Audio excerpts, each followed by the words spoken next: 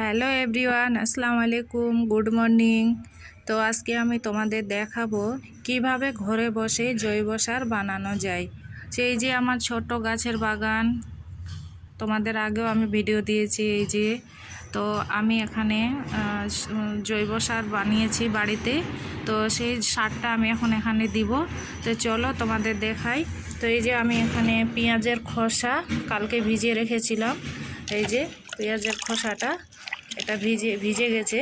তো এর খোসাটা আমি এখন তুলে ফেলে দিচ্ছি চিপে।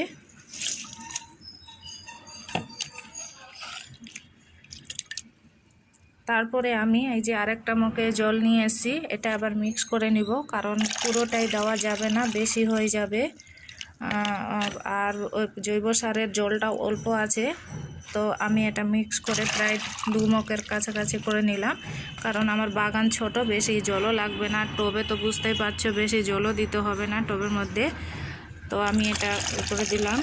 তো এটা সপ্তাহে তোমরা 2 দিন কিংবা সপ্তাহে 1 দিন দিতে পারো গাছে, বেশি দেওয়া যাবে না।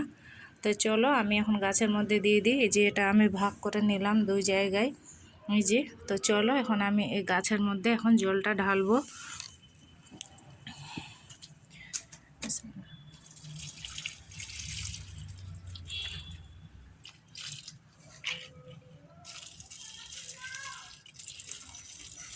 তো যারা বাইরে থাকে, শহরে থাকে, তারা তো সেরকম জৈব সার এখানে পাবে না। তো তোমরা এইভাবে করতে পারো। যে আমার এটা কলার গাছটাও কেমন যেন হয়ে গেছে, আরও অনেক ছিল মরে গেছে। এটা পুঁই শাকের গাছটা তোমাদের আগেও ভিডিওতে বলেছি, এটা হচ্ছে ডাঁটা থেকেই হয়েছে, এটা কোনো গাছ না।